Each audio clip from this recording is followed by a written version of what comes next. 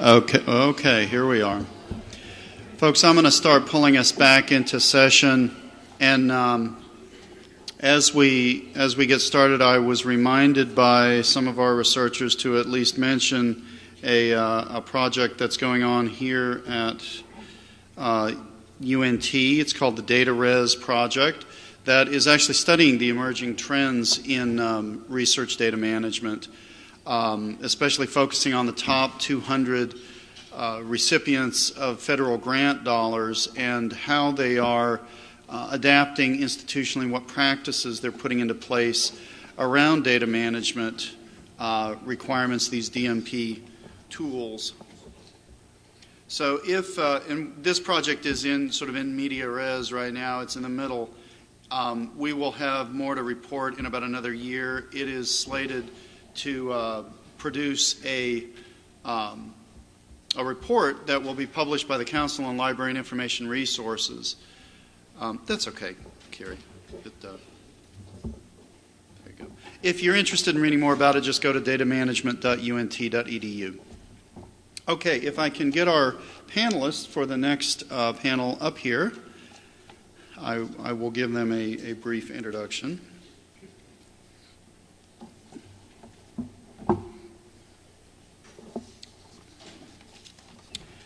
This is our panel on university leadership and research data. So we have a group of university administrators here that are particularly focused on these issues of research data management for reasons that they will all discuss. Kelvin Droegemeier in the middle here was appointed Vice President for Research at the University of Oklahoma in 2009. Previously, he co-founded the NSF Science and Technology Center, STC, for analysis and prediction of storms, as well as the NSF Engineering Research Center for collaborative adaptive sensing of the atmosphere. He's also served a 6-year appointment on the National Science Board, the governing body of the National Science Foundation that also provides science policy guidance to the Congress and the President. Dr. Jose Marie Griffiths joined the leadership at Bryant University as Vice President for Academic Affairs and University Professor in 2010. She is an internationally acclaimed policy expert, researcher, and administrator with more than 35 years of experience in academic, corporate, and government settings. She's served in a number of U.S. presidential appointments, 2 requiring U.S. Senate approval, and was also a member of that NSB advisory board. And I think she and Kelvin may be talking about a report that they put forward to NSF on this topic recently. Again, Dr. Burggren on the end, UNT Provost, will provide some comment and response at the end of the 2 presentations. And then we will go into Q&A about what I'm sure will be a lively discussion about policy issues and institutional responses to the requirements for research data management. So with that, please join me in welcoming the panelists.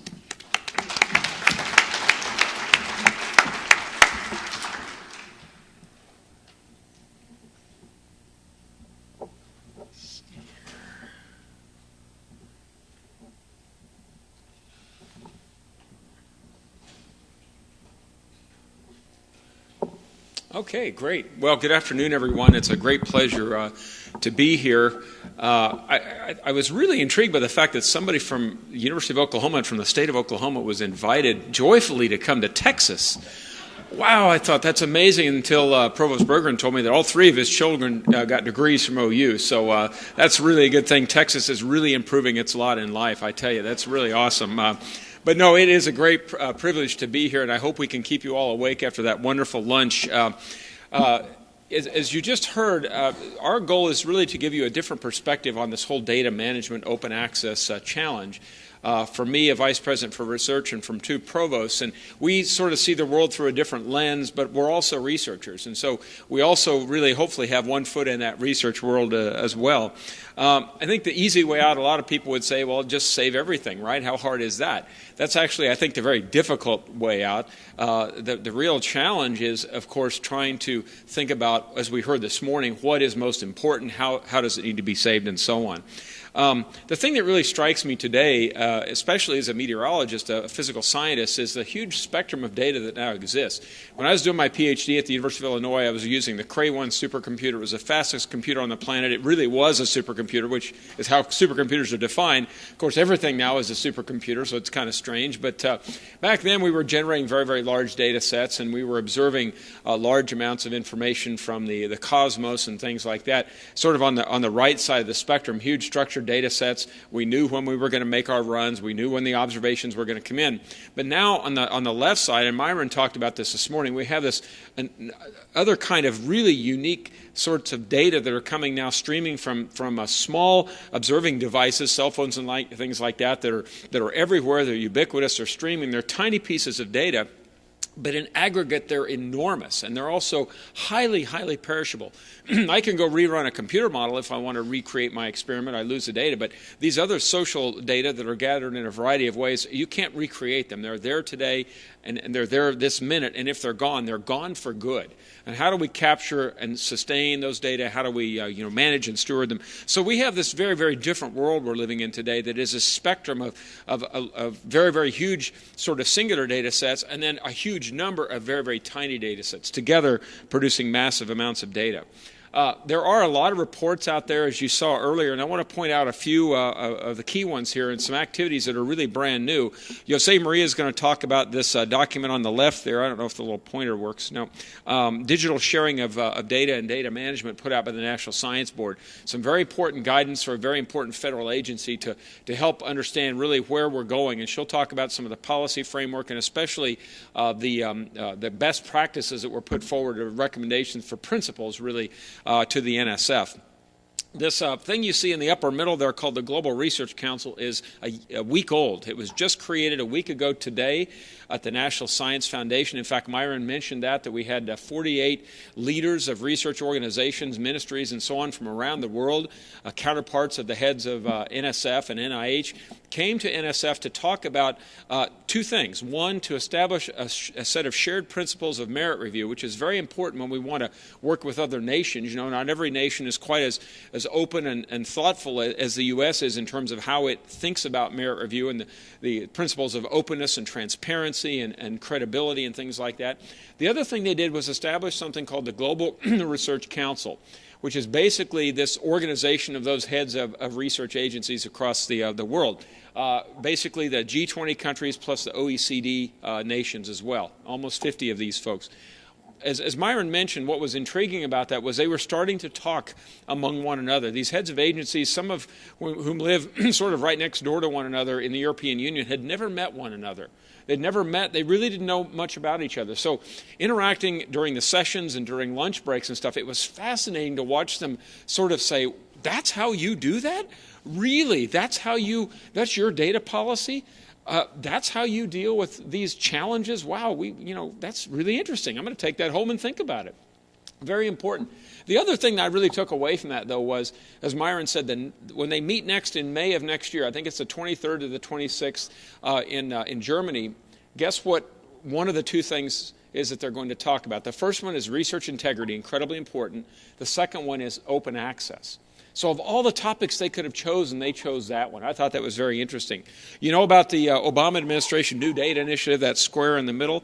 Something a new colleague of mine just educated me about is this thing called the DPN, called DEEPN, the Digital Preservation Network, that seeks a strategy for maintaining the scholarly record in a very redundant, robust, bulletproof manner.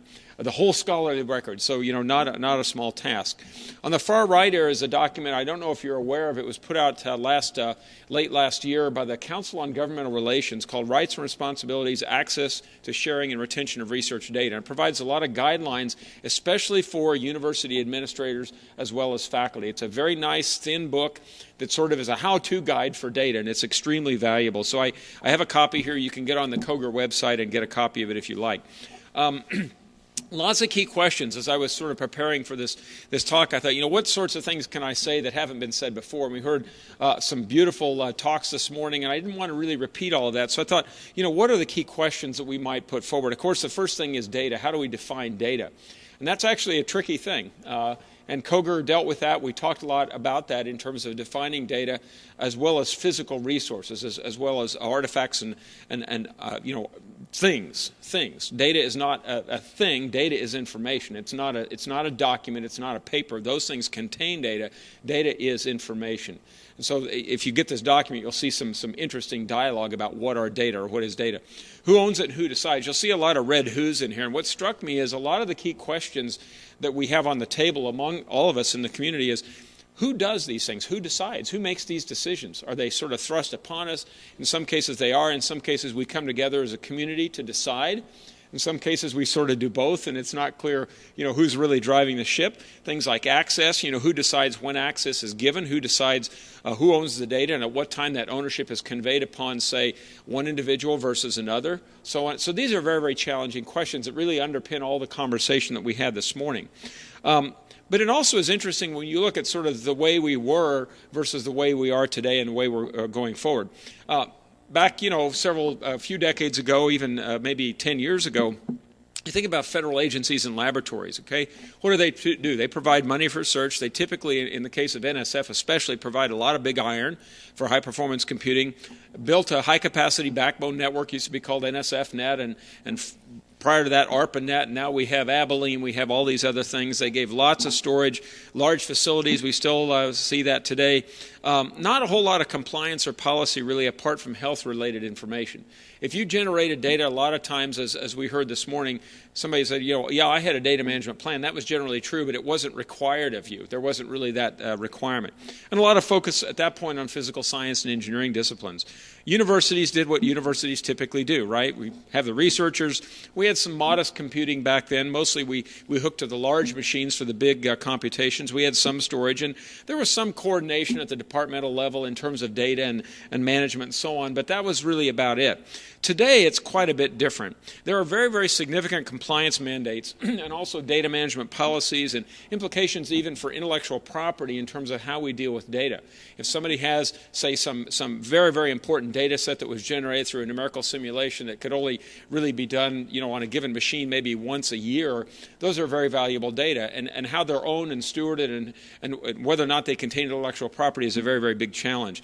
Now, of course, as we know, all disciplines are involved in data. Biology, the engineering sciences have always been involved, but now we know that management and business and finance and marketing and humanities now and the arts, it's fabulous. Everybody's in the data game. It's not just physical science and engineering.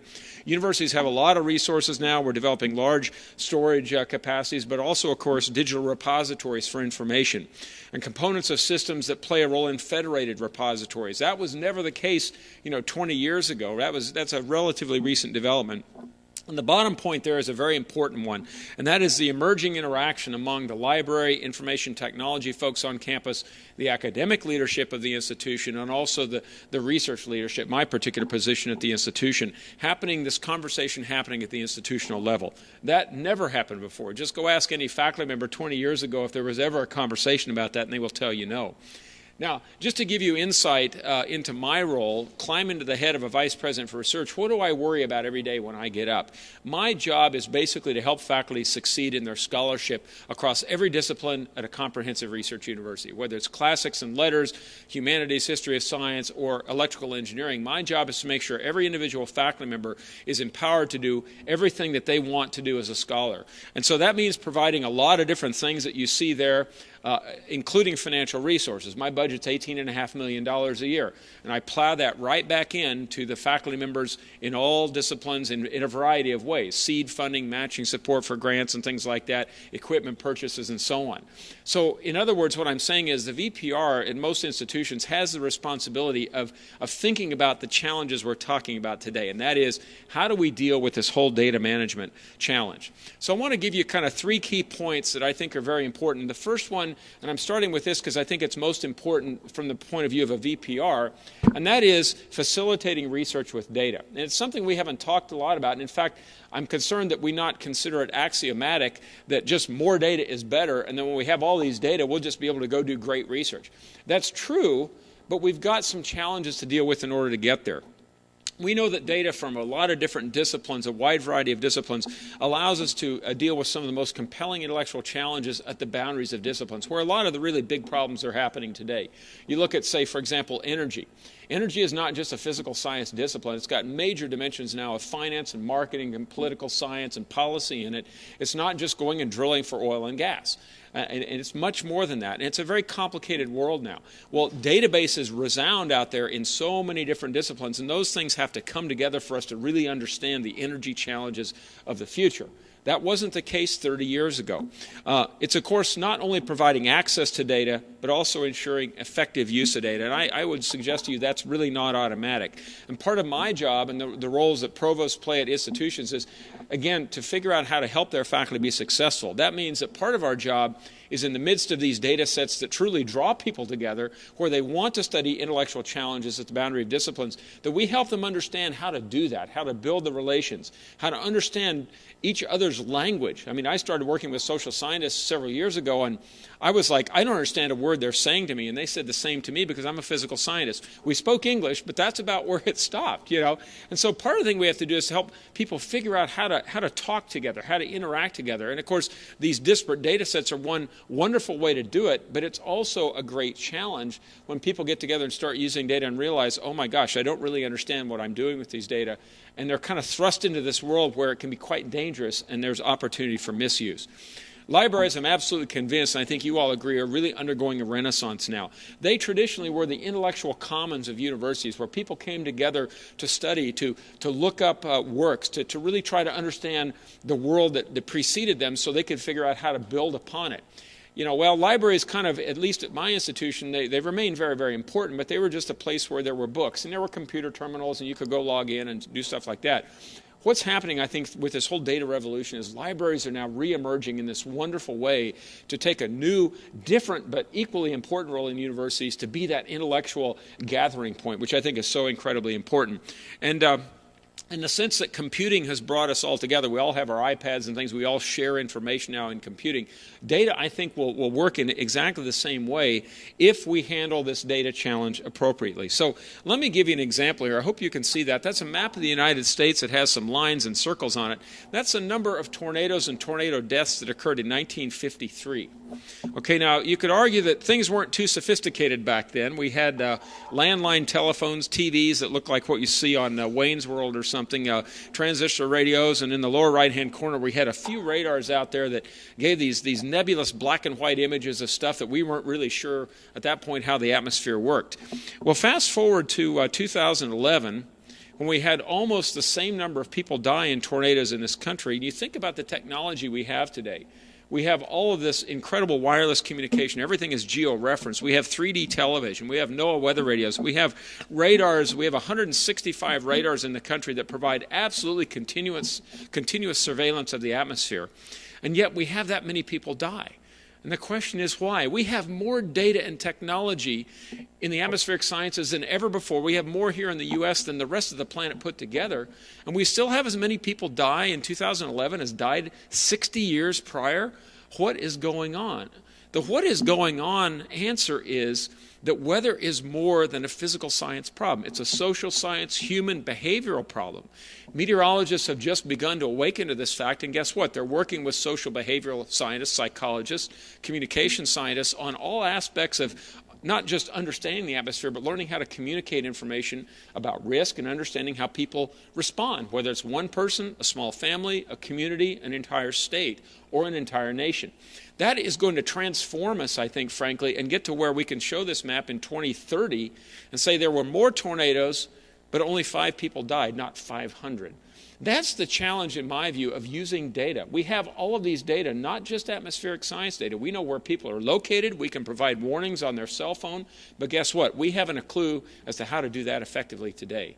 So not only do we need to provide access to data, all these important things you heard this morning, we have to figure out intellectually how to use those data. This thing that we see a lot of in Texas and Oklahoma, tornadoes, this is Mother Nature. They occur in real time with some amount of warning. We still don't really know why tornadoes occur or how they occur, what their purpose is, or why some storms produce tornadoes and others don't. We can sure the heck simulate these with big computer models, though.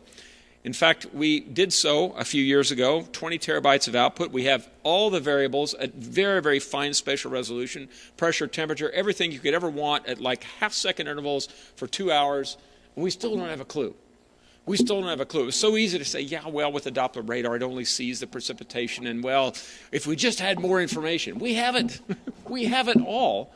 And we still, after several years of poring over this data set, which we, by the way, can't load the whole thing into a computer to analyze because it's so big, we still don't know why tornadoes occur. So data aren't necessarily the end game. Second point I wanted to make is that, and we talked about this earlier today, providing credit and support. We can develop the technologies and the capabilities to track data sets and resources and to do tagging and to put them in ISI and all these other wonderful things, which is incredibly important. It's the first step. But we as institutions, as academic administrators, have to figure out the philosophy for providing credit for those things. You talk to provosts and deans and tenure committees and so on, and guess what? They're going to say, well, yeah, that person generated a huge data set that's being used by 500 people around the world or 5,000 people or whatever, but, did they publish in journal X, Y, and Z? And typically the folks that say that are the folks that have been there for 25 years. Okay, so you have these young folks coming in who are sort of trained at the boundaries of disciplines in this new world. They come into academia, and all of a sudden it's like a time warp. They go back 20 years and say, gee, my gosh, that's not what I thought was important today. This is a very important challenge for folks like us who really have to not only help with developing the technologies of data access and stewardship and all of the wonderful things you heard about this morning, but thinking about the philosophy of higher education and how it values things like data sets and the importance of tagging them and putting them with publications and saying, you might spend 2 years as a junior professor developing a data set that's absolutely unique in the world. Will that be as important for tenure as the 10 publications that your colleagues have published in the 20 years preceding you? Very, very important. The third thing I'd like to point out is basically what was stated this morning. That is logistics and cost. Believe me, provosts and VPRs and presidents and other folks in the university think a lot about this. I think that the wonderful thing about data is it's providing a way for us to consolidate. And I would say at the University of Oklahoma, absolutely true. Dean Saul Lee, who's been at OU for 34 years, just retired, and we have a new librarian coming on board, a new dean of libraries, and he sort of is in this new era of data. So I see this as an incredible opportunity for OU, speaking parochially now, to really focus and coordinate its data resources and thinking about data into a sort of a central location instead of having it be spread everywhere. That economy of scale means that the provost, myself, and other people can bring resources to the table and support the creation of repositories and fund these kinds of things in a more effective manner rather than just doing it piecemeal. One of the things, of course, we all know is that the strategies that we invest in today might be different 2 years from now, and that's the real challenge that we're dealing with. USA Marine will talk about that as well. The sands are still shifting. The dust is still floating in the air. It hasn't settled yet. So institutions are a little bit reluctant. I'm a little bit reluctant to put $1 million or $2 million into something until I think it's going to be stable enough that it's not going to require a complete retooling 2 years from now.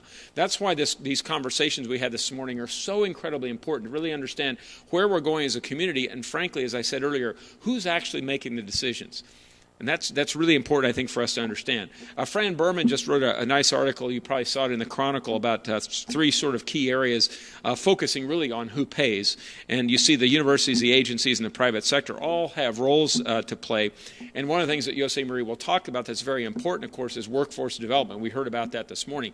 Creating professionals who are kind of like computer scientists typically have been, or computational scientists, I should say. They know computer science, but they also know 1 or 2 other disciplines. Absolutely true for data scientists. And we on the National Science Board worry about that. We think a lot about where are we going to get those professionals that are going to be sort of underpinning the data activities for the future. Strategy for OU, again, a little bit parochially. We just landed Rick Luce as our Dean of Libraries.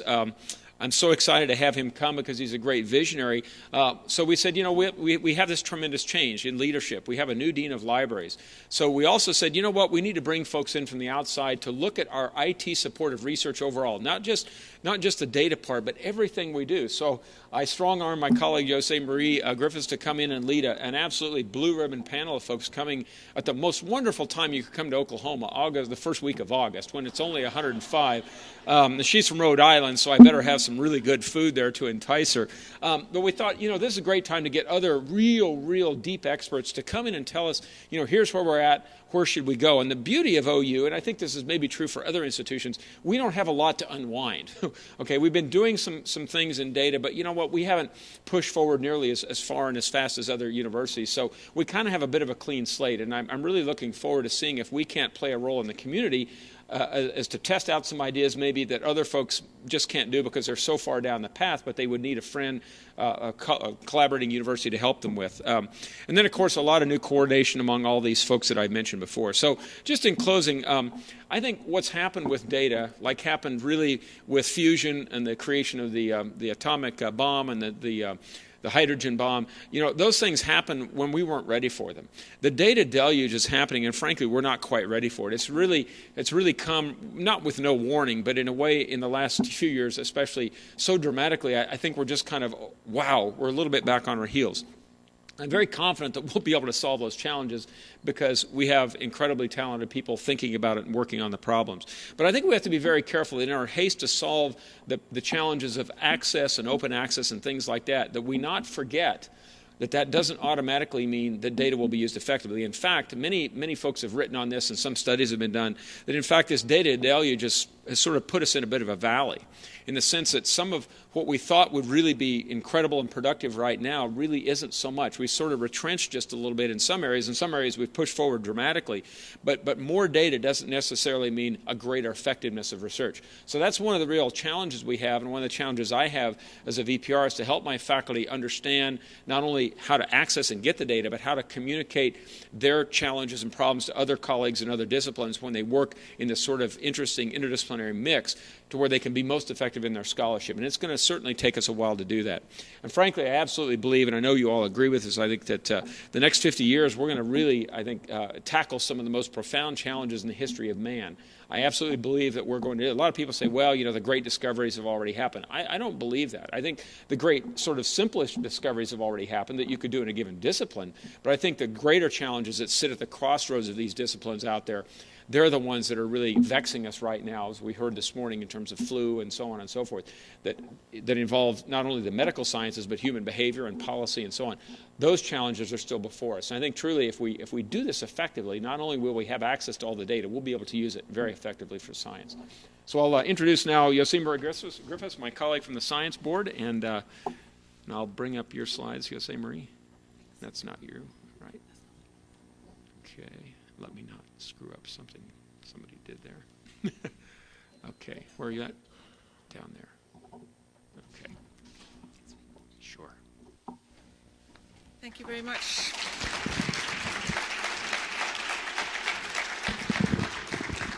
It's always fun to speak after Kelvin because I used to think I spoke quickly. He also speaks very, very quickly. So I'm going to organize my comments into two parts. How many of you in this room are familiar with the National Science Board report? So a number of you, but not all of you. So I'm going to go through that. So excuse me, those of you who've heard some of this before. And for those of you who are hearing this for the first time, I'm going to go through it fairly quickly, but the slides will be up. And the report is we now have a glossy version, is available from the National Science Foundation website, if you wish to see it. So in February, actually in the fall of 2009, the Science Board had its annual retreat, and we looked at a number of topics that we might take on, as it were, and we emerged from that meeting with three topics, the first of which was data policies. And we worked on a charge and formally established this task force in 2010. Its responsibility was to monitor the impact of the updated data management plan requirement that NSF had issued, that announcement that became active the day after Martin Luther King Day in 2010.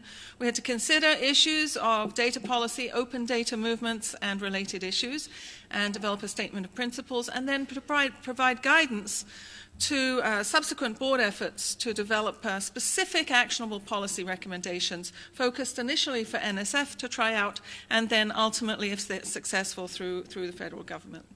So we issued a statement of principles fairly early on. I'll just run through them very quickly. The first one was the importance of openness and transparency as being critical to science and engineering progress so that you can build on information and data already found. We also wanted to acknowledge that open data sharing was very, very closely linked to open access movements and that they should be considered together. They weren't identical, but they should be considered in concert. Number 3 was we felt that there was a broad array of stakeholders, all of which needed to participate in the development of and adoption of policies and guidelines. Everything from researchers, research institutions, research libraries, publishers, both society publishers and commercial publishers, data centers, and other various funding agencies. But there were a whole array, and that we felt that you couldn't actually move this forward with only 1 or 2 stakeholders involved.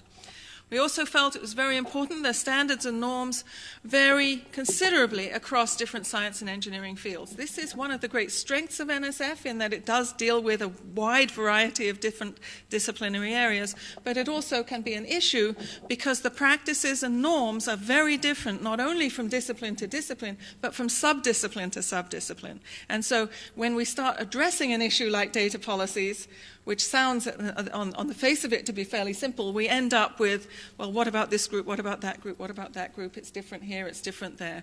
So that becomes a challenge. Number 5, policies and guidelines for open data sharing, which is where we decided to start. If we could get people to start sharing data, that would be a good movement forward. On the other hand, if we get people to start sharing data, then those data sets are going to have to be actively managed and curated for the longer term. And then we felt that the issue of roles, responsibilities, and resources, the 3 R's, needed to be addressed very, very deliberately. And then number 7, we had the rights and responsibilities of individual investigators, that they should have the opportunity to analyze and publish their data within a reasonable time frame. And we also had a footnote, I believe, that talked about the issues of confidentiality and maintaining privacy for certain kinds of data sets was also an important principle that needed to be upheld. So those were our basic principles, and with that we then started to gather data, including holding a workshop where we invited various stakeholder representatives to the table. We had a 2-day workshop, and we identified from that and other studies ongoing a number of key challenges. I'll run through these very, very quickly. Broad stakeholder involvement was very, very critical to us. We also realized that the complexity, scale, scope of data collections and successful data sharing will require a change in research and institutional cultures, the kinds of things that Kelvin was alluding to. In some cultures, people don't share their data. In other cultures, as we heard from Bob earlier on, data are gathered and put out to the public as soon as possible.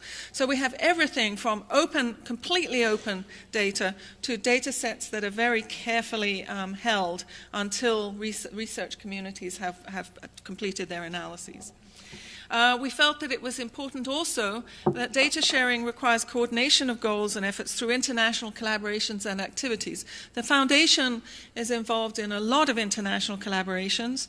Very often they get held up because of the data policies of different countries. And so I'm really glad that last week the decision was to start looking at open access, and hopefully at some point that it'll be for both publication and data as they move forward.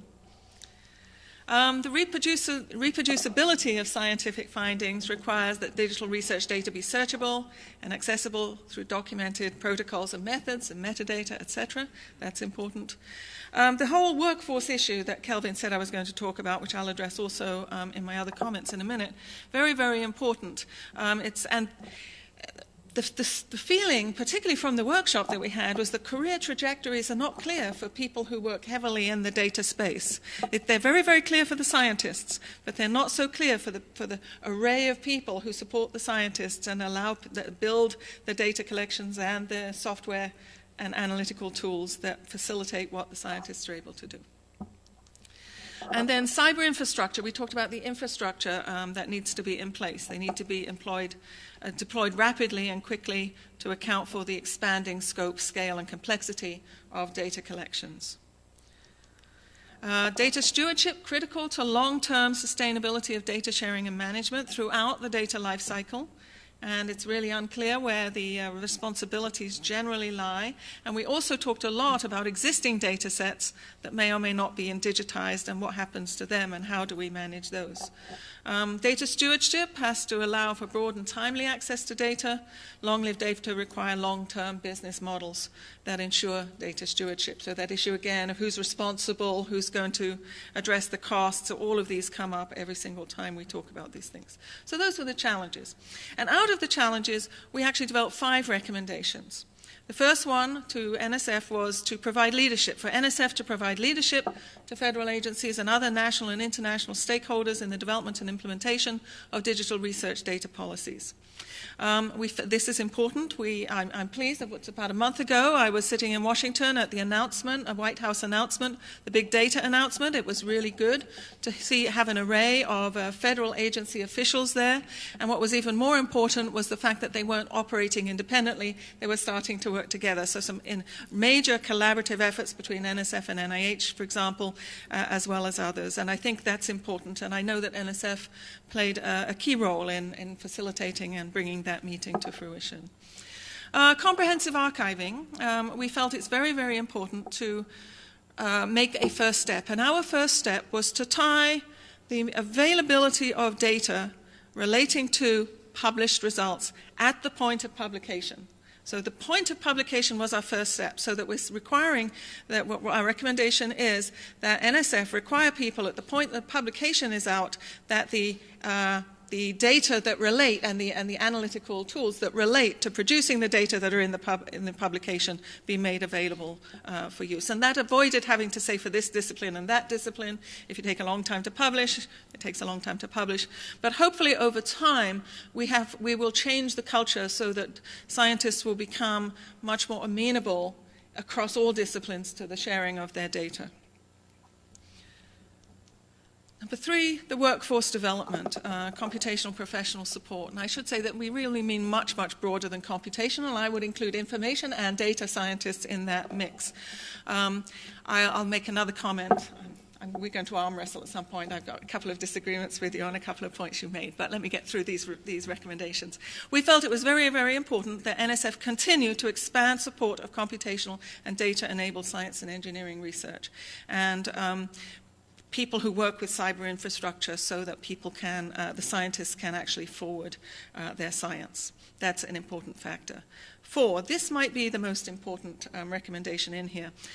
We recommended that NSF convene a panel of stakeholders to explore and develop a range of viable long-term business models and issues relating to maintaining digital data and provide a key set of recommendations for action. This is bringing the stakeholders together, the stakeholders who actually have some expertise, and there are some in the room today.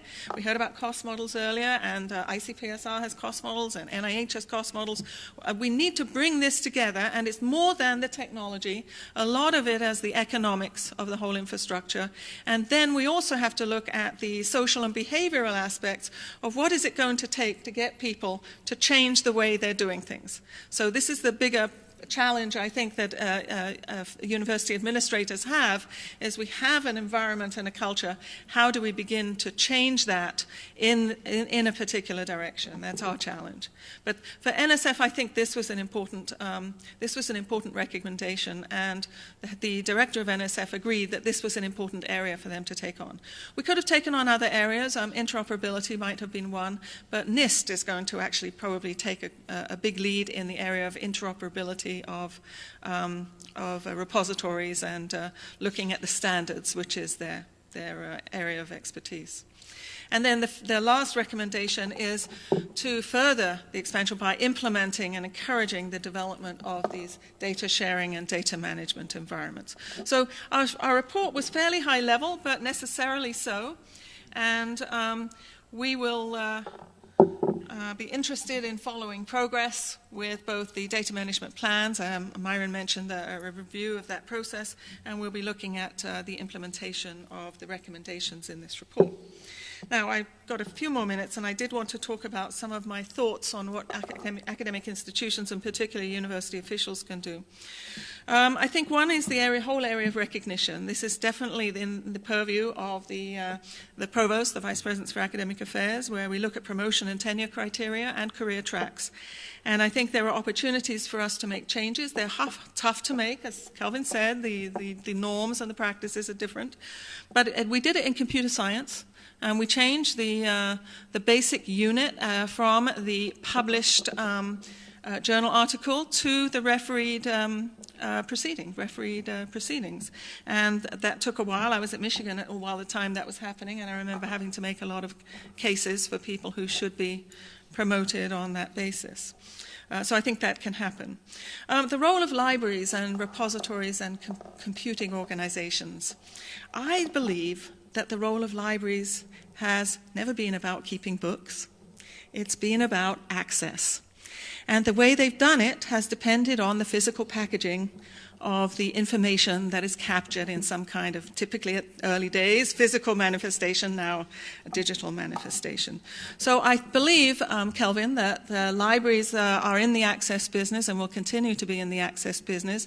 There may be times when they thought they were in the ownership building, but access is really the expertise to provide access and to help others access the content is important. Now, all of us in this room would acknowledge there are librarians and there are librarians.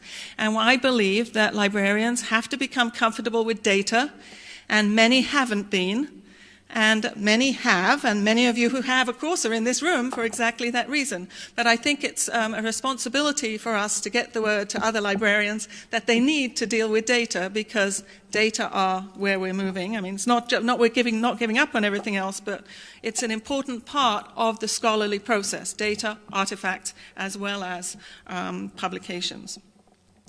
In terms of, there are many institutions where the computing organization has played a role, and they also need to continue to play a role where they have done so in the past. And in many institutions, the libraries and the computing organizations are working together, and in increasing number, they're reporting to the same vice president, and so things can become more coordinated.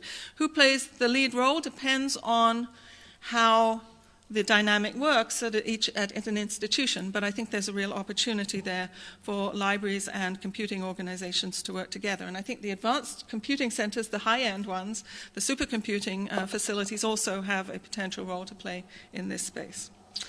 I also wanted to say I believe that we need, as academic institutions, to work collectively and collaboratively. I don't believe in a model that says every single academic institution needs to develop its own repository, nor is every single institution capable of it, nor should they be. We do not want to disaggregate to that level.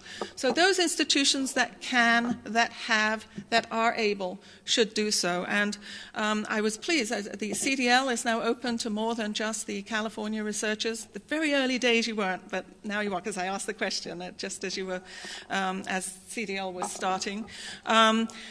My institution has a repository, so we will work with other institutions in the state and in the region. Many have the capability, but some don't. But I think we have to work across institutional boundaries on this challenge. It's not enough for us to say, and now we're out of the ownership game, it makes it a lot easier. So once you're into ownership, then you start thinking in different ways. I think that if we're thinking about the education of more data-savvy scientists and data-savvy young professionals, I believe the undergraduate research opportunity programs are an opportunity for us. We have a process where we really encourage our undergraduates who are doing research to publish while they're in college. We give them special recognition for so publishing. I think I can encourage open publication among that group. And so maybe we'll have young graduates going to graduate school having already published in open access journals, having already published data in some way, and begin to seed the new environment a little more quickly there. I also believe that institutions with iSchools have an edge in a way. You have the capabilities among the faculty and among the doctoral students and among the master's students that are there to actually play a lead role. And the 37 now, Alan, you said that last night at dinner, 37 iSchools now. And so there are real opportunities to move in that space. Collaboration's the key, of course. And I thought I'd say a little bit about what we're doing at Bryant. We have a repository. When I arrived at Bryant 2 years ago, it sat largely empty, with a few materials that the library had deposited, some of the historical records.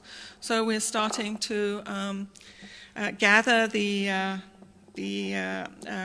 resources that the faculty have been developing, and we're moving in a number of centers which gather data, and we'll have them use the repository. I'm going to move that the faculty, where possible, publish in open access publications. I have an advantage that my faculty are unionized, so when we renegotiate the contract, there are things that we can do in terms of here are the requirements, here are the things that get you points for promotion and tenure and so on, so we can do something there where it's appropriate.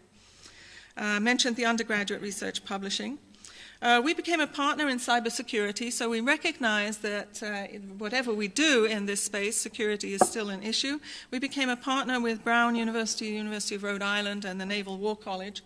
And you might say, why is an institution like Bryant University, and probably most of you didn't know anything about Bryant, and you still don't because I haven't told you yet, why would an organization like Bryant University, which is not an R1 university, we're a regional master's college, university that used to be only a business school, that is now a university with a College of Arts and Sciences and a College of Business and about to be a College of Health Sciences. Why would we be involved in a big cybersecurity initiative? Well, we bring the business side, in particular, to this space, and that's an important component in this mix as we go forward.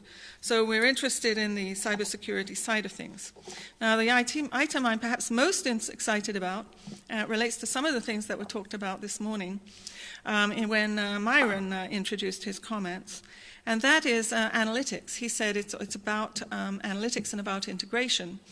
And I was very pleased to hear that, because actually my first NSF-funded project in 1983 was alternative approaches to data structure integration. So I was brought to this country to do data integration. But what we're doing now is, because we're heavily business, we have a very, very quantitative student body. And so we'll be implementing in September analytics across the curriculum, so that every student who will be able to get their major and then an analytics concentration tied to the area of their major. So we'll have business analytics, which will be marketing analytics, financial analytics, forensic accounting. We'll have social science analytics, and we're looking at analytics for the humanities as well. So that's one of the things we're doing, so that all of our students will become much more comfortable working with data of all kinds, whether it be music, images, moving images, text, numbers, statistics, financial reports, etc., will become much more aware of the robustness of the data. They will do the analysis. They're already doing great analysis, but what they don't do very well is understand what the analysis means.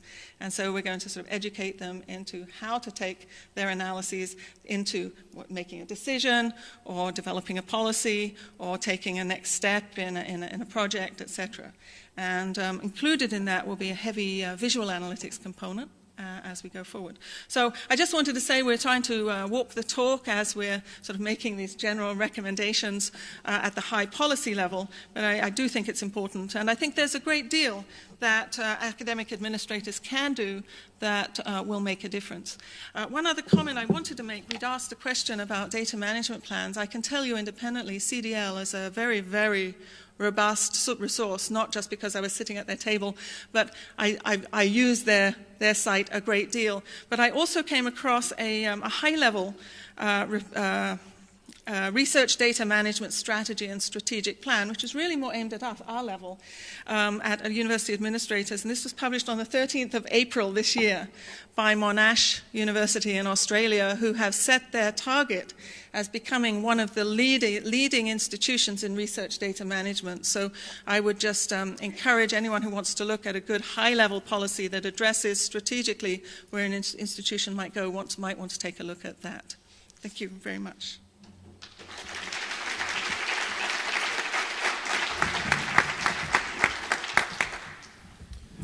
We switch now to my role as respondent, and I'm going to signal a little more of an informal approach by not getting up and standing behind the lectern as we make the transition to question and answers. I've discovered that what being a respondent means is that you have 5 or 10 minutes to think about topics that the speakers have been thinking about for weeks, and then have to respond in some meaningful way. So what I'm going to do really is to roll down through a couple of, I think, really key issues and things that I heard about, and it's not necessarily that I'll be able to further elucidate any solutions to these problems, but it may be things that would emerge in the question and answer period. First of all, I'm going to start with the truism, which I think all of you will know. Data management policies are not simple. And I think if we got headed down this road and thought we'll sort this out with a committee of a few people on a Wednesday afternoon, we saw and still see that isn't what's going to be happening.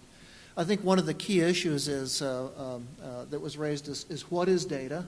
That is a really excellent question. I'm going to return to that. It's not quite so obvious as it might be.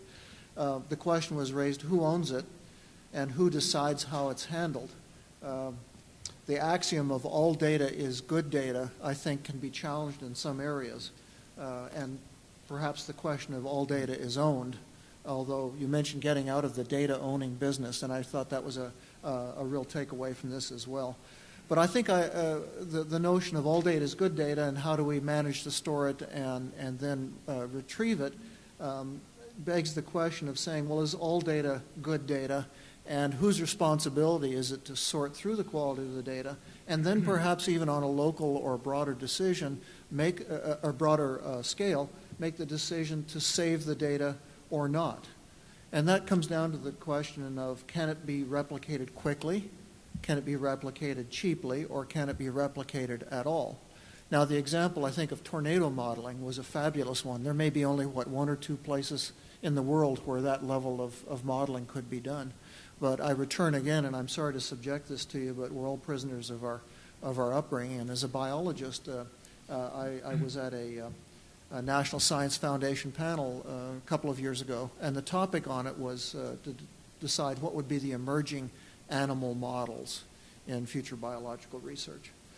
The the workshop started about 8 o'clock in the morning. By 8:30 in the morning, we were starting to talk about where we'd go for dinner in Washington. Because what we had decided was that the whole idea of an animal model would go away. And some of you know there's white rats and fruit flies and a variety of other models and things like this. And the reason was not because they would provide all of the answers and we didn't need to explore any more animals, but because it was becoming, and this applies for plants as well, but because it was becoming so inexpensive and so quick that not only would you not need a national or international data repository, but then you didn't have to worry about whether you trusted the quality of the data that was deposited into it. Because if you wanted to know the sequence of an aardvark, you'd just run it Monday, and by maybe Tuesday morning, you'd have it. If you worked through the night, you might have it by midnight that night. And so the idea of having these large databases in this particular area of biology was seen as almost quaint, in a sense. And moreover, it was seen as an issue of quality control. If you generated it in your laboratory under your conditions, you knew the quality of it. And so who gets to decide that data that is generated or accessed is kept or not kept, because the value of each particular datum has since degenerated, or it certainly is looked at in a different light in these sorts of situations. I was very intrigued by data as a way of collaborating, and this is probably a take on NSF's science as a way of knowing. Data as a way of collaborating really struck me. Again, the notion of tornado deaths, and that we would get social scientists and psychologists and emergency management together with the technical folks was a really interesting one. Just as a kind of side observation here, there was a PhD thesis that was done several years ago looking at core curriculum development in universities. Now you may say, what has this got to do with data management? And the answer is not much, but bear me out.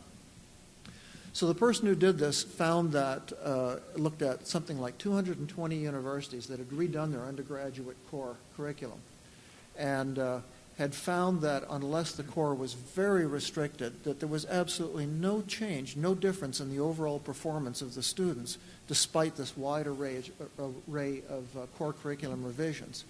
And the very cynical outcome was there's no point in doing this to benefit the undergraduate students, but it's one hell of a faculty development exercise.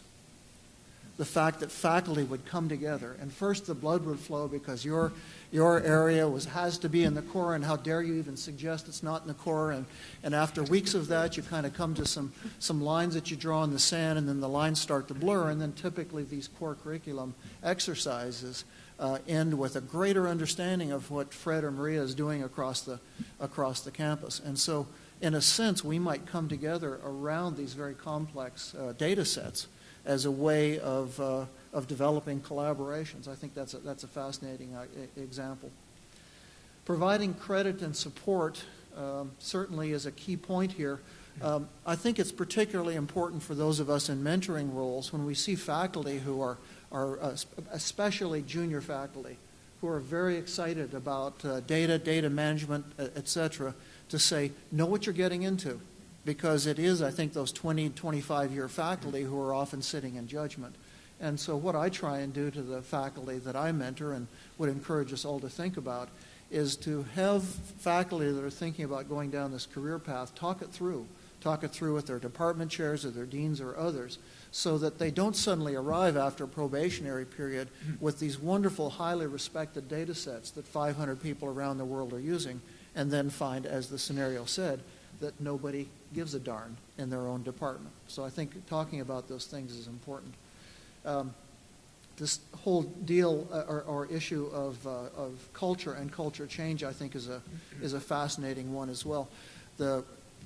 We can generate data, we can work out the tools and mechanisms for storing it and then sharing it, but like the proverbial horse led to water, will we actually share that data? One of my postdoctoral fellows recently went off to a new laboratory in a medical school setting. In the area of biology that I work in, there was a Nobel Prize awarded in 1922 in this area, and it'll never, ever be awarded again. But she went into a very highly, I was going to say competitive medical school setting. And I was saying, Dow Ho's her name. I said, Dow, how's it going? And she said, it's great. She said, but it was almost like someone who had been out of the lab for 2 years was going back to the good old days, because she was sort of, she was talking around it, being very polite. She said, well, it's a different culture, in terms of data. And we have these weekly meetings, but things are kept very close to the chest, and you don't keep your iPod open. And I interrupted her, and I said, Dow, don't tell me there's a paper shredder in your laboratory. And she just kind of blushed and kind of looked down at her feet. So there was a situation in which very important and complex data sets were being generated, but the stakes were also high because she was working in an area where there could be a Nobel Prize awarded. And so how we get from the raw view of data and data management to the fact that we're in this together and that we share data is going to be really important.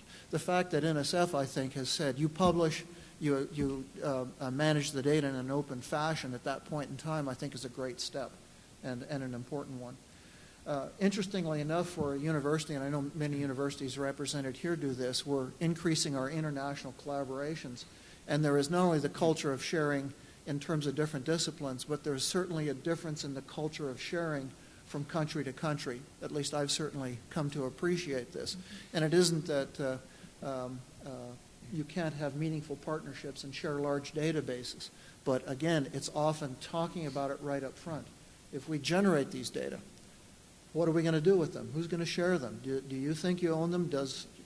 Irrespective of what you think, does your university think they own them? And I'm telling you, it's different in China and Mexico and Chile and France and most every other country that you might think about. I would end by talking about the open access publications and the encouragement to publish in open access. This is really important because a lot of the problems are taken care of. But it's getting better, but it's also a pioneer tent city out there in which you've got 20 bars and 15 brothels and a couple of churches starting, and the sheriff hasn't showed up in town. And it's getting better, but we've also started to see, at least I have in my discipline, the first failures of some open access journals being exposed for what they were. And that is not very robust journals that are not working very effectively. I support open access journals. I'm proud to be on the board of one. There was a period of time that's kind of settled down now in which I was probably being asked once a week to be on a board, and I was all full of myself until I realized my graduate students were being asked once a week to be on a board as well. And so the quality control is very hit or miss. There's some wonderful open access opportunities out there by some very prestigious publishers. And there are some new startups that are doing it exactly right. But I think, again, in terms of our responsibilities for mentoring our junior faculty in the hopes of affecting a culture change, we're going to have to take some extraordinary efforts and not just assume that what worked for us when we had copies of paper journals 20 years ago will work for the faculty of the future. So I was really struck just to review with the fact that data management policies are not simple. Everyone in this room knows that. I think that getting to a point where we feel the culture can change to where open sharing of data benefits us all will be a really important goal to strive for, but one that is not going to be easily achieved. I think the idea of data ownership, yeah, we want to get out of it, but are we in the business now of data selection? Are we in the basis of selecting or substituting data as we become more confident at the local level of producing data? These are all interesting questions, and I'm sure that with the questions and answers that will now follow, we'll be able to explore these and some other things. So, Martin, is there an open mic, or how do you want to handle that?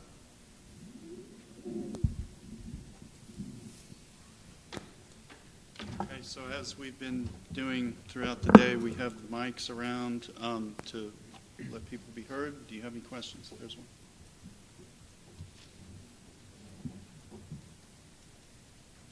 Shannon.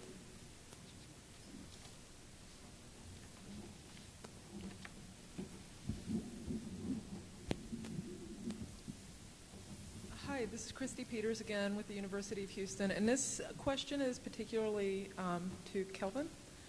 I'm going to pick on you. Is it going to rain tonight? Is that what you're asking? No, never mind.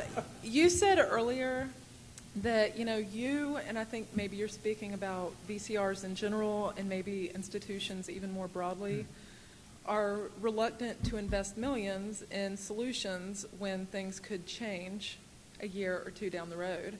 And it seems like this is sort of the ultimate excuse on the part of institutions and libraries in general to do nothing. So the question is, we know things are always changing, right? They're always going to be changing. So at some point, you've got to say, I'm going to do this now and deal with the consequences. So how would you respond? That's definitely a great point. And what I really meant was that if you look at NSF, for example, it's this report that Jose Marie talked about is just really the first step. NSF doesn't have a specific, other than the data management plan, does not, as an agency, really have that overall framework in place. So you say, well, NIH has kind of done some things. NSF, no. NIST is still going to be working on the interoperability. I think we're happy to invest, but I think that investment has to be measured and done very carefully and thoughtfully, especially in this notion of collaboration. So I'm absolutely, in fact, we are investing right now. We built a huge big PETA store and things like that. But I think to really go that big step forward, I think we have to see more evidence that some of that dust is no longer in the air, it's on the ground. So you're right. I mean, I've done a lot of work in cyber infrastructure, and everything is constantly changing, which is wonderful. But until we get some sense of where we're going as a community and what some of the standards are and things like that, I think you're going to see reluctance to invest. But I think that has to be tempered by the point you're making, that we can't sit still. So we're investing, but we're not ready to make that really substantial investment. I think until we're more convinced that there's a little bit of stability. Right now, I don't see much stability. I think there are wonderful projects out there that are leading the way, and I think as time goes on, we'll tend to sort of focus around the success stories, and that will sort of propagate throughout the community and so on. But I'm not reluctant to invest, but I have to be thoughtful in how I do it. So that's even a bit of a weenie answer, I think, unfortunately. But it's really the truth, I think. So several $100,000, not a problem. A couple million, probably not quite yet. Can I jump in and make a comment on that? Because there are two things I want to comment on. One is, had we not had the downturn in the economy in 2008, I think we'd be having a somewhat different discussion today. Now we're all dealing with resources that are scarce, so that clouds everything. But my other comment on academic projects, particularly initiatives that could potentially cut across the entire higher education sector, are that usually we find those with resources jump in, and we could all name them, we know who they are. They jump into these initiatives, big initiatives, and ultimately they don't sustain. They last for 5, 7, 8, 9 years, but they don't sustain because the remainder of the academic community is never able to sort of get over into that environment. So we end up with multiple systems, if you like, multiple infrastructures. And so to me, if we are to make changes, if the higher education world were to decide there are certain directions in which we should go, and if it's sort of open access, open data sharing is the way to go, I believe that we have to have more work done at our level, at this table, across institutions, to get more institutions to say this is the way to go, and then have those that can begin to support those that can't. Those that can't afford the entire infrastructure, but they could afford to contribute in some way. But we never quite get the whole picture. We get pieces of the picture, and then things fade away. So building something's easy. Building something to sustain is much, much more difficult. Wouldn't it be the ultimate irony if institutions that were promoting open access then didn't share the solutions that they had come up with for solving the issues? So I guess my turn? Or? Bob Hanisch again from Space Telescope and the Virtual Observatory. A couple of comments. One is tread softly on this issue of data quality. What is good enough for one person is not for another, and vice versa. It depends what question you want to ask of the data. And so to say that some data set is not good enough or whatever, you may be actually disregarding something which is perfectly good enough to answer certain kinds of questions. Nevertheless, there is some data that's truly junky. But another comment is on the sharing issue. What we're finding in astronomy is that data volume is a catalyst for data sharing. You need a community to understand some of these data sets. And we were talking to Martin about LSST and, multi-petabyte data collections and so forth. No individual, no small team of scientists can possibly mine that data for all of the content. And you have to open it up in order to get the real value out of it. I was really, really gratified to see this NSB policy on data publication. I remember, it must have been at least 15 years ago, making a comment to the Publications Board of the American Astronomical Society recommending exactly this policy. I've never had a suggestion fall through the floor faster. So the time has come. The time has certainly come. But the corollary is, for a policy like that to succeed, we also need the infrastructure to enable it, which means that the agency has to put its money where its mouth is and help communities build the publishing infrastructure and the metadata extraction infrastructure to make those data products usable. I agree, and that's the intent of this, to bring together this group of people who can roll up their sleeves and start working on the underlying model that will allow this to sustain. I quite agree with you on your position of data, because in some ways there's no sustainable position on the quality of data except that all data are good data, because anything other than that is a slippery slope of rejecting data, as you indicated, that could be useful. There certainly is junk data out there, but one could even say that some people could make use of data that is 90% accurate, and others would need 99% accuracy. And if you get into the business of deciding which sees the light of day and doesn't, you're then directing things in an untoward fashion. Good point. Or even more challenging, there are signals and data that we don't yet know how to extract. So what appears to be useless today, 20 years from now, we can say, wow, it was sitting right there, but we didn't know how to extract it and get access to it. That's even tougher. So.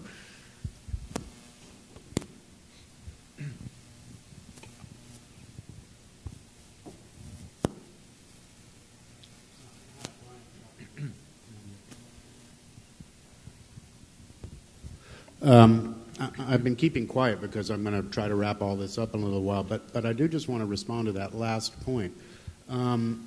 This question of which data to retain and which not to retain, and data set X may be good enough for community Y but not good enough for community Z, is going to run afoul of, and I bring this only up because of your collective exhortations to librarians, it's going to run afoul of library collection management philosophies, which are predicated on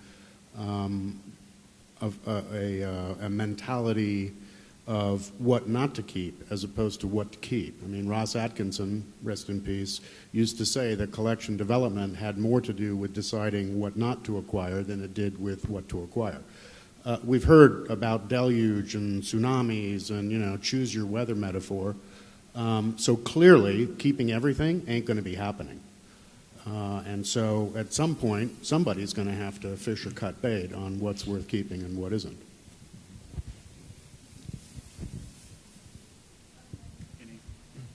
Any rejoinder to that? Or That's right. go ahead. I guess my question is kind of a follow-on to the budgeting. Will, can you introduce yourself, too? I'm Will Sen, in the University of North Texas Director of Decision Support and a PhD student in doctoral information science. At what point does the hesitation to invest put future proposals for research at risk? The NIH and the NSF are both requesting data management plans, and those plans right now don't have any kind of concreteness to them.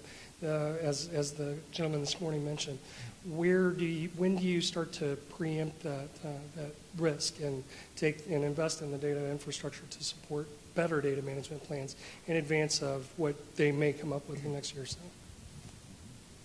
Well, I can tell you at OU what we did was we started talking with a lot of faculty when that data management plan came out to say, okay, here's what NSF is telling the community, here's how we interpret it, how do you interpret it, how does it map to what you're doing, where you're at, and then we tried to get a sense of, okay, let's look down the road in this kind of scholarship you do 5 years from now, what do you think you're going to be needing? So we really tried to think of an institutional strategy for the data overall based on not just what NSF was doing, but what other groups were doing and what we were hearing from other federal agencies and from OMB in terms of accountability and reporting and all that kind of stuff.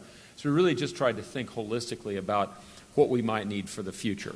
And so we planned for that. We've built some capabilities. But right now I'd say we're sort of taking it one faculty member at a time because I think this hasn't been around long enough to really get a sense of what it's going to mean in the long haul. And I think we're cautious because we want to do it right. And as Jose Marie said, we don't have the resources to go do 2 or 3 big false starts. So we have to see what the community is doing, seeing if the community is coalescing around particular strategies and whether NSF is looking to embrace certain ways of doing business that are commensurate with what we're doing. So I think we're moving forward. We're accommodating the needs of our researchers right now. But I would say that we're counting on partly this Blue Ribbon team to come in and help us see the much bigger picture, not just in physical science engineering, but all disciplines, including health sciences. And frankly, if anybody knows the answer to that, I'd like to hear it, because I don't think it exists yet. I think we're all sort of searching, but I think that also speaks to the value of, as a community, just like this wonderful forum here, sharing ideas and conversations, not only reacting, but helping drive the agenda. I mean, part of the reason I read all those who's is the who is us. And if we say, well, who's going to do it? Well, if not us, who? Who is the who? Well, who is us?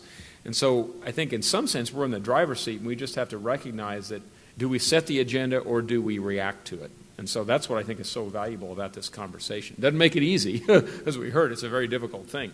But I think through coming together and really figuring out where we're going as a community, that's the way we're going to help define the future. And that's what somebody said. It's better to create the future than try to predict it. It must have been a meteorologist said that. But, you know, I think it's probably the only smart thing a meteorologist ever actually said. But anyway.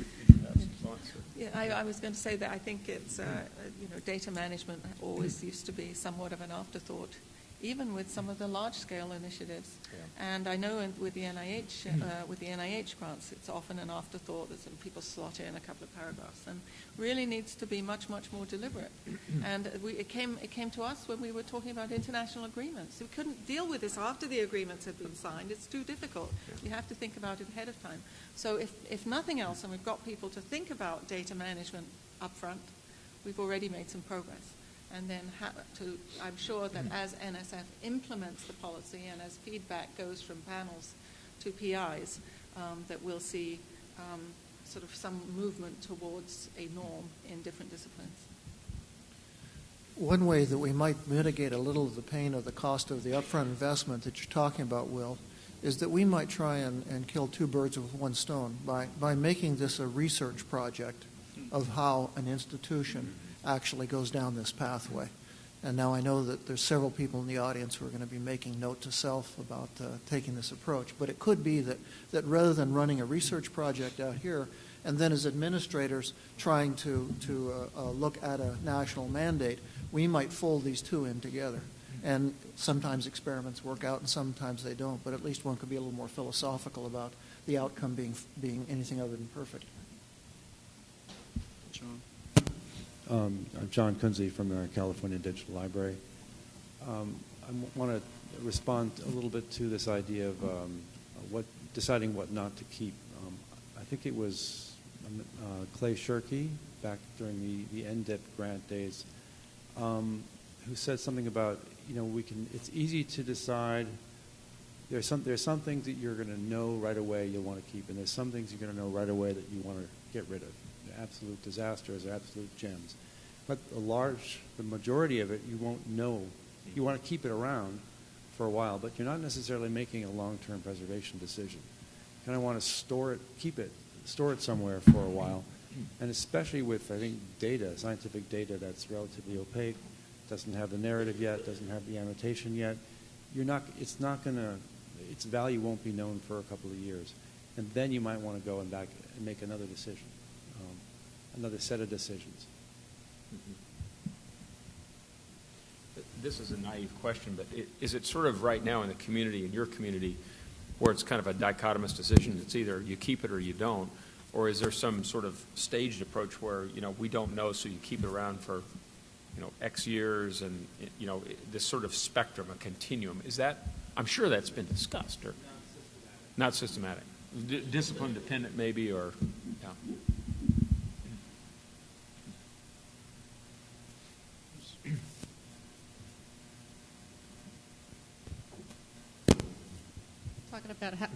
Talking about how long, I'm Doreen Neslo, University of Utah. I'm also on the steering committee of the Trail Project, which is digitizing old federal technical reports. Some of them are 1884, I think is the earliest. We do have data, and it is being used. So how long you have to wait to know that data is going to be reused?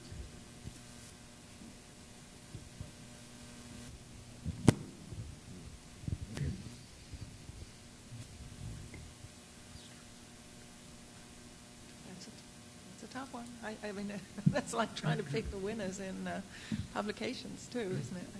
It's hard to know. Right. And we can think of things that have been accessed long after that actually provided a solution to something. It's hard to predict, as Kelvin says, and knows. Well, I think it's also a question of kind of like when you move buildings or something, change offices, and you end up throwing stuff out. 5 years later, you think, God, I wish I hadn't thrown that out. But life goes on. I think part of the question is, what's the consequence of not having it? Maybe that's another element of this thing that needs to be. And of course, that's not easy to talk about until you need it and don't have it. But it's not. We always think about. We always think we know who's going to want access, right? We think we know the kinds of people who are going to want to use it, and a lot of data sets now are being used by multiple disciplines, and that they were never intended to serve other disciplines. And we had a conversation in Washington about what about all the data that's out there that was never intended for research that we might want to actually overlay on some of the collections. So it gets even fuzzier over time. Yeah. There also is the issue of if you or making the conscious, thoughtful decision about is it cheaper to regenerate this data than it is to store it. And there's going to be tornado modeling on unique mainframes in which the answer is it's going to be tremendously expensive to do it. And there's going to be some other data in which you can say, yeah, it's even at the cost of storage, the opportunity cost of the personnel that goes into it is nothing compared to, is everything compared to just regenerating the data set.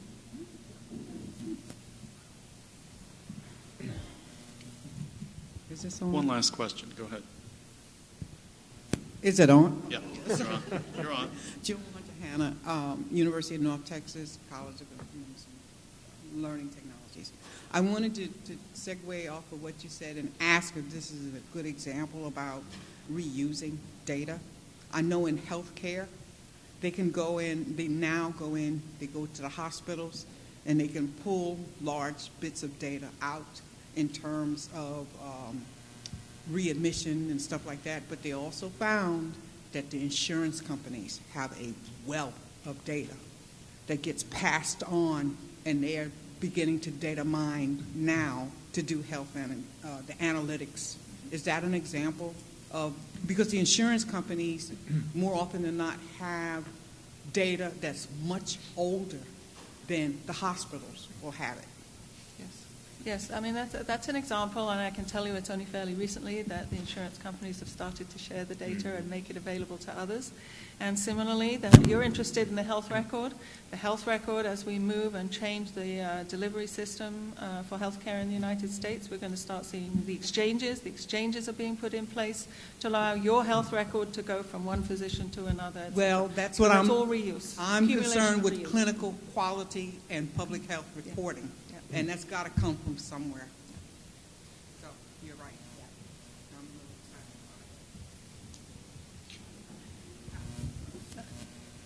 about it. Can I ask my question now? Okay, thank you. I was just curious. I'm Antoinette Nelson from the University of Texas at Arlington.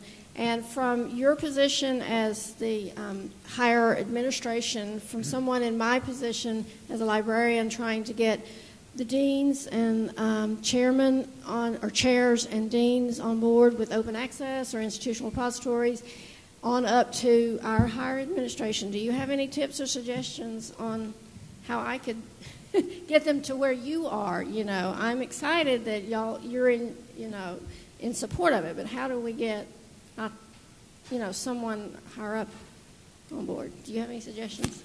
Well, with N = 1, I can talk about, and not very informed, about the UNT experience. And it wasn't just that any one group decided one day, an open access policy, that would be good to have. There was a tremendous amount of work done in the background, and I know that Bill Moen and Martin Halbert and others led really a multi-year effort. It involved our faculty senate and presentations to them. It involved presentations to the administration, presentations by the champions of the open access policy. And I think what was really important in our experience, and I offer myself up as a guinea pig here, you can tell when people know what they're talking about generally. And I could tell with the people who were promoting the open access policy that they understood at a fundamental level what they were talking about, that what they suggested made sense, and that there was probably a little bit of pride involved that UNT could be among the leaders in doing this. And I think those three things came together in a very powerful way. But I'll emphasize again, it was a multiple year process of getting to where we are now from the start. Persistence. Well, please join me in thanking our panelists.